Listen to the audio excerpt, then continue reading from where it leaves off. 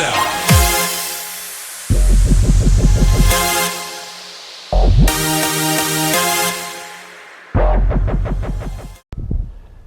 Hey guys, it's Sean here from the XMARGH channel, or XMR, all depends how you want to pronounce that. So it's been a couple of years since I've done a walk-around video of this 2015 800 XMR. This is my bike. You guys will see it in the YouTube videos. What I wanted to do is kind of go over it. This is the third season I'm on this bike now.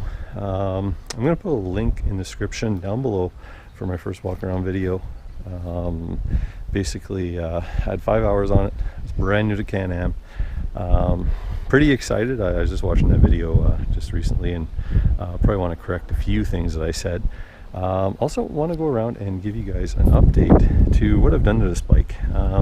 This bike is pretty much exactly the way I want it, and I want to go over all the modifications that I've done and maybe give some tips and tricks to you guys. So right away we're going to start with a video you guys have seen with these shocks. So the factory 800 XMR shocks, you know, are garbage, low pressure gas shocks. So right off the crate I got these high pressure gas shocks, Fox. This is a BRP kit. Unfortunately the springs, especially in rear, have a really low spring rate. So what I did is I used the factory 800 coils on these Fox podiums. You can see the kind of the preload, really heavy duty shock, so I backed the preload off quite a bit, kind of give it a nice comfy ride.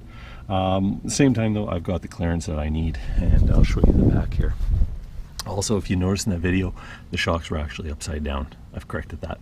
But also got these springs, you know, you can see the size of these things. So you guys will see the video, check the channel out, you'll see the spring swap that I did, a little information for you guys.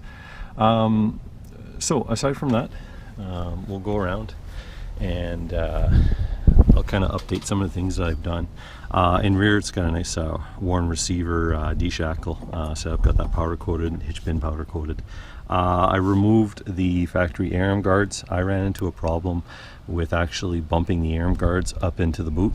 I tried straightening it out once, they bent again. I talked to another owner, he had the same thing on the short chassis. The long chassis guys have been okay. They haven't bent any, but I've taken them off. So just FYI. Let's talk about the wheel and tire choice. So as you can see by the width of these things, they're crazy, like 12.5 inch from lug to lug.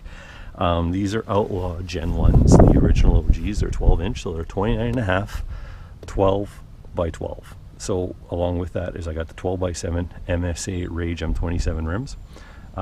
In front, we'll go around here, and we got the 29.5. If you guys can read that, 29.5, 10 12s. I wanted to run the skinny wide combo. It's something that works really well up here. We run a lot of skeg, deep mud, bottomless stuff. And the reason why we run the skinny wide combo is that once, and we'll get around here, once the front tires have broken traction through or fell through, if you run the same size width tires in the back, you really have nothing else to grab onto, and you're only going down. And if you can kind of see, the rears stick out some on both sides. Those big cup side lugs grab the sides of where you're going in the trail. They get you moving forward. It's huge. Even if you have the silverbacks, you run the skinny wide, big difference, totally worth it. You know, not cheap to want to do, and you know, when you get good silverbacks and you want to do a tire change. But I really like these things. They paddle extremely well. They ride way better than the silverbacks ever did. I gave up a little bit of height. I'm not going to lie to you. The silverbacks are 30-inch silverbacks, a little bit taller than a 29.5, but within good reason, right? It's 29.5 versus a 30. But what I've gained in performance, I've really loved it. So I'm going to go around here because I talked about the winch, and yes, this is the worn upgrade rope, synthetic rope. This is going on my third season with this rope. Have not broke it, knock on wood, extremely well. Went ahead, got the winch hook powder coated, and also this is the premium winch Hossie receiver, or Hossie, I guess Fairlead you call it. And you want to run this when you're running synthetic rope instead of the rollers. So I have that put in. So we'll go around. Maximum billet gas cap with a larger O-ring. What really helps is to keep this plastic gas filler neck in shape when it gets hot. plastic on plastic. Some people have said they've leaked. I don't want to take a chance. I've never had a problem with those aluminum gas caps on there. Maximum Billet is actually a company in Ontario.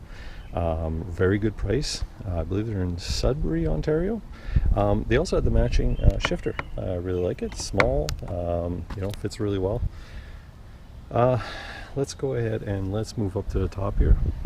Big shout out to Original Moz Design. I really love this handlebar riser. Solid unit, 4 bolts down at the bottom here. I feel that this will give the less amount of give on the steering stem.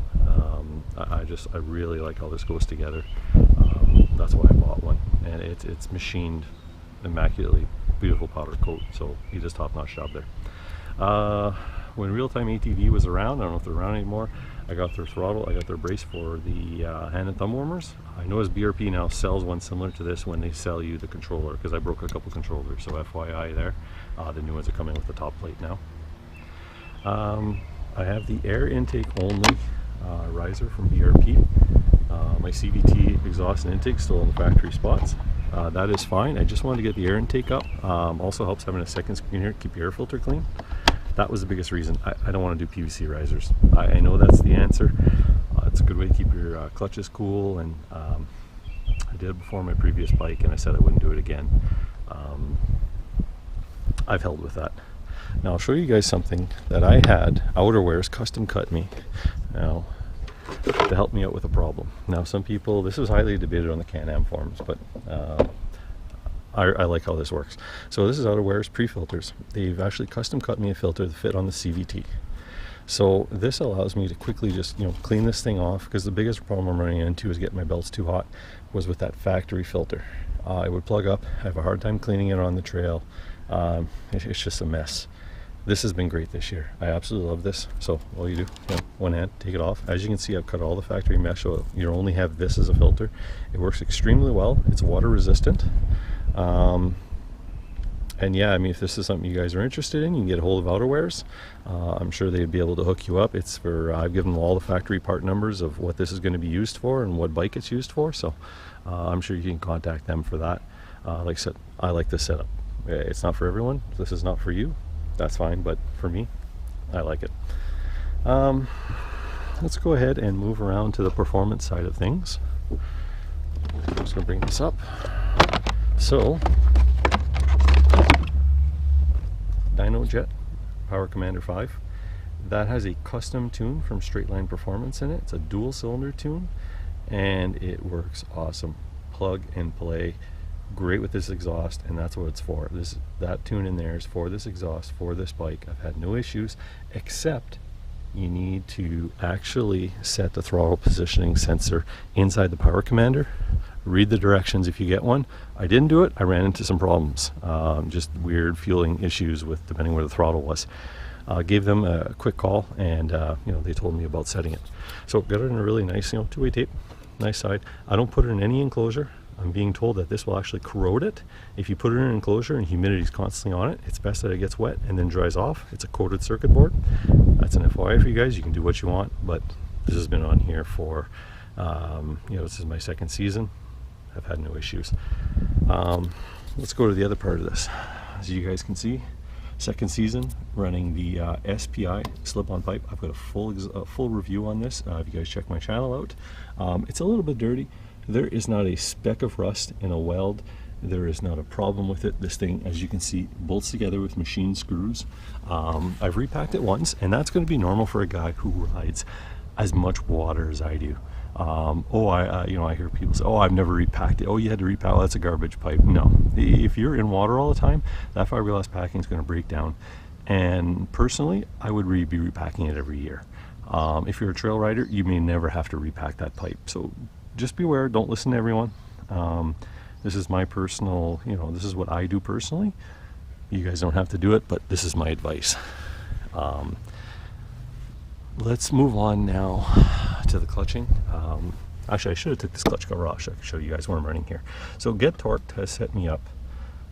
I kind of like this. When I did my first review, I was all excited. I had 5 hours on the bike. I put a Maverick belt with all factory clutching, and I told you guys, oh my God, I don't need to do anything to it. Well, lo and behold, I went through 2 belts and I had enough. The factory clutching is just, for a trail rider, you'd be perfectly fine, but for a guy who rides mud like I do, you need to do some serious work in here. So Get Torque, Kevin set me up with a CV Tech primary clutch. It's got a 1017 spring with 6 2006 pucks, perfect, about 7400 RPM. It's been great. I mean, one belt a season, just because the end of the season, I want to put a fresh belt in there, and that's the only really reason why. I think maybe I've smoked one belt and it was my own fault, but I've been really happy. On the secondary though, I do have a Dalton yellow black secondary spring, and I'm using the Maverick belt. I did use a Gates. The Gates was good for a season. I then got a bad belt and only lasted a few rides, and it was finished. I know how to break these things in. I know how to clean them. This is not my first rodeo. So I stayed away from them. I went back to a Maverick belt, and I've had no problems. We all run Maverick belts in our team. I'm not saying the Gates is bad, but I'm not the only one who ran into a bad belt, unfortunately. It was just a bad batch. Seemed to be the same time as I did. Another gentleman ran into a problem. But yeah. Oh, another thing I want to go around to you guys. We were talking about the winch. And I don't know if you guys can see in there, but that is a Warren 3500 Pro Vantage winch. Oh man, there is a big difference between the 3000 and the 3500. Huge. This thing pulls like a monster. This is the clutch sorry, not the clutch, this is the winch that you want. One of our riders who will be doing a video review here shortly actually has a 4500 KFI in his 1000 Outlander, and that's a beast. But this winch is, if you guys have the opportunity, you can just buy this winch separate.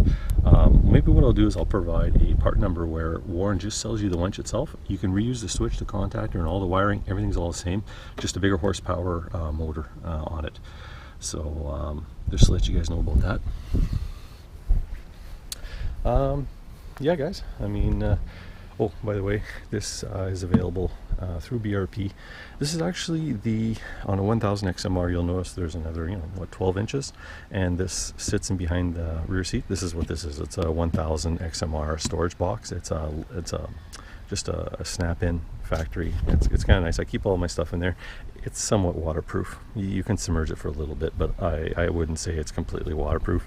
I still put stuff inside of a you can see I still put it inside the Pelican case, and I use the bags, but it's nice to have a little bit of storage in here, because this storage is not waterproof whatsoever. So heads up.